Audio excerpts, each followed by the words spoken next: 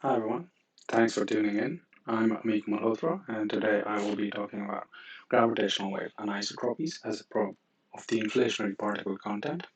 This will be based on the following two papers done in collaboration with the following co-authors, who I'd like to thank for their efforts.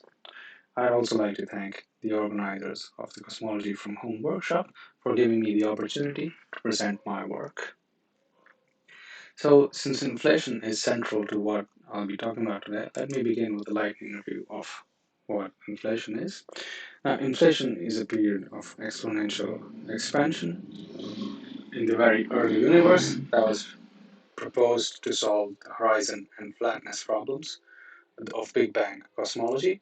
In the simplest scenario, inflation is driven by a single scalar field whose energy density is completely dominated by its potential. And as long as this condition holds, inflation continues and the universe continues to expand at an exponential rate. It was soon realized that inflation also provides a natural mechanism to generate primordial perturbations. Inflation thus excites perturbations of a scalar nature, either scalar or density perturbations, which we see as fluctuations in the cosmic microwave background, but also as large-scale structure. These fluctuations have been measured to an extremely high precision, most recently by the Planck satellite, and we know that these fluctuations are adiabatic and nearly scale invariant. Inflation also excites perturbations of a tensor nature.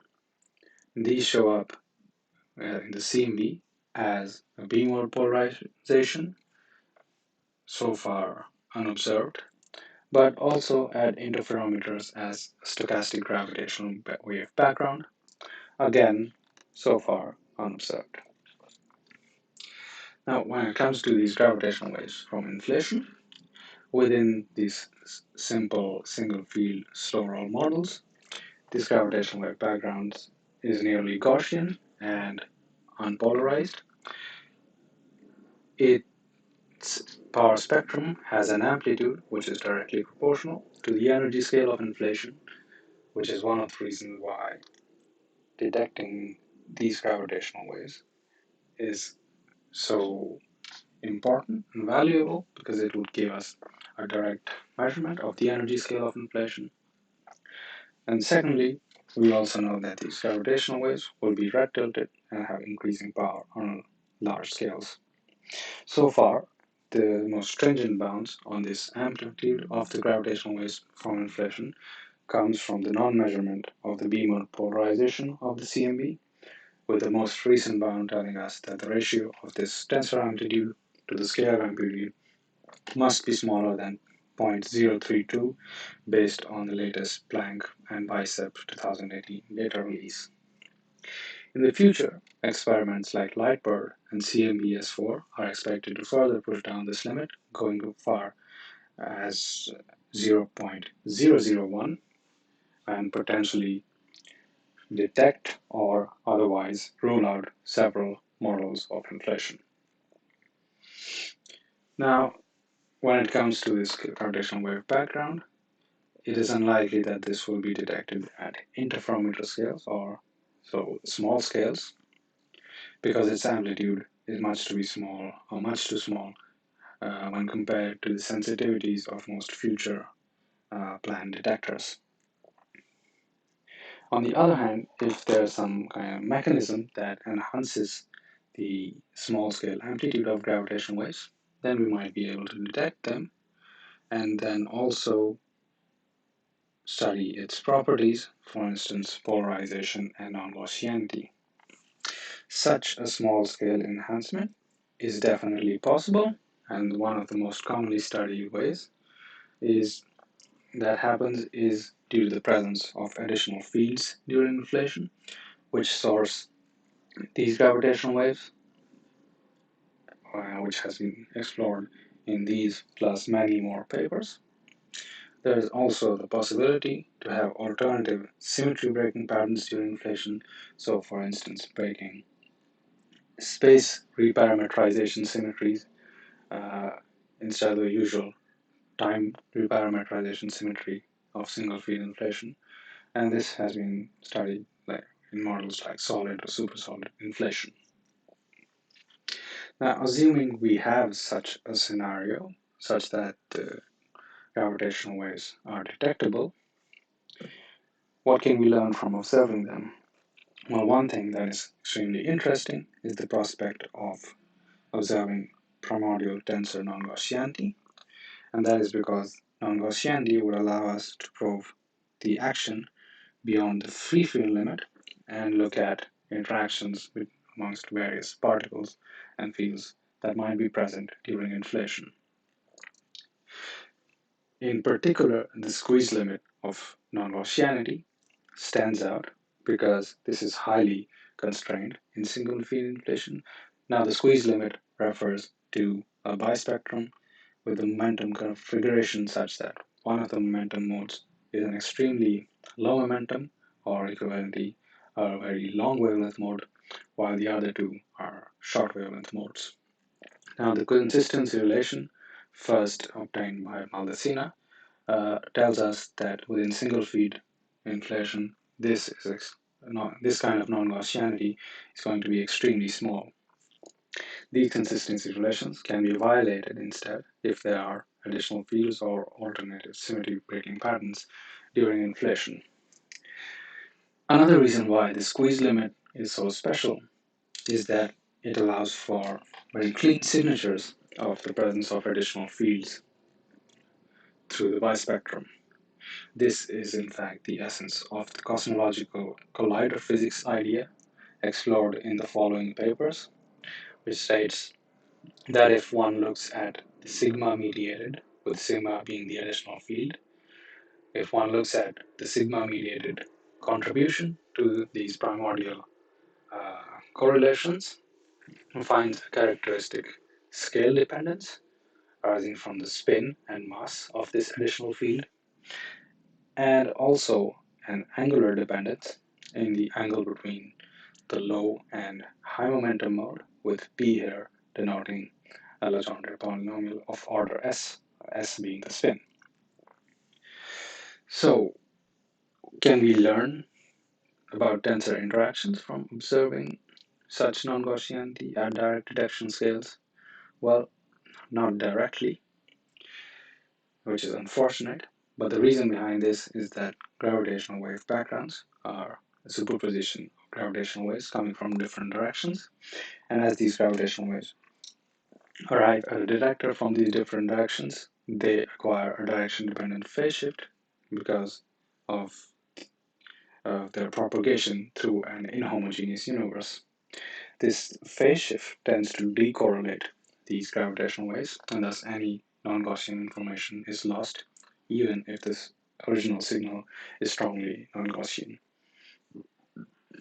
In fact, this result is even more general, and it was shown in this paper that any estimator built from an odd number of the gravitational wave strain h cannot be reconstructed due to such propagation effects. In light of these results, how do we approach the idea of detecting tensor non-Gaussianity? Well, one possible way is to look at folded bispectra, which is a particular momentum configuration in which the three modes are almost aligned, and thus this get phase shift by equal amounts and thus don't get decorrelated, which is explored in this paper by Powell and Tassinato.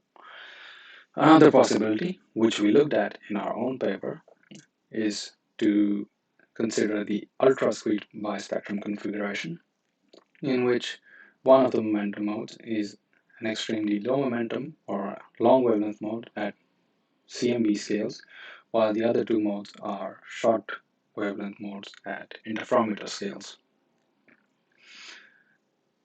Now, in such a scenario, what happens is that such squeezed non-Gaussianity leads to modulation of the primordial tensor power spectrum,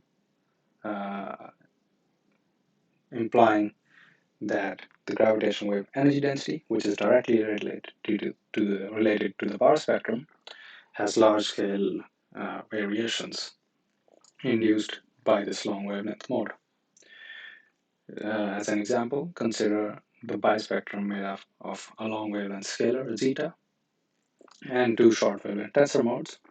And in this case, the modulated power spectrum is given by a zeroth order power spectrum, or rather the power spectrum in the absence of non-Gaussianity, plus a correction term that depends on the strength of this non-linearity parameter FNL, which is the ratio of the bispectrum to the power spectra and characterizes the strength of the interaction between the various fields.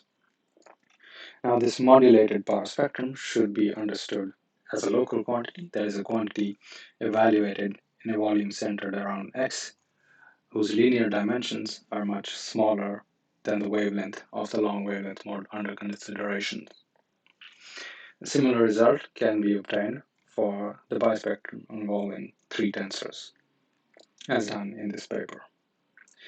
Now, this modulation leads to anisotropies in the directional intensity flux of the gravitational wave background, with the monopole of this background proportional to the zeroth order power spectrum and an anisotropy whose magnitude is given by this parameter FNL times the primordial scalar power spectrum amplitude. And this roughly comes out to be 10 to the minus 4 times FNL. So for large FNL, one can have significant and potentially detectable anisotropies. Interestingly, these anisotropies are also correlated with the large-scale CMB temperature anisotropies, since they are sourced by the same large-scale scalar perturbation zeta. So, if one has the anisotropies, what kind of information can we get from them?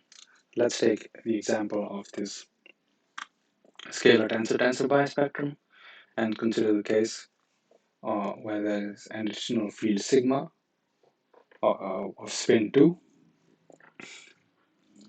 In this case, the sigma mediated contribution to this mixed bispectra acquires a quadrupolar angular dependence because of sigma has a spin 2 nature.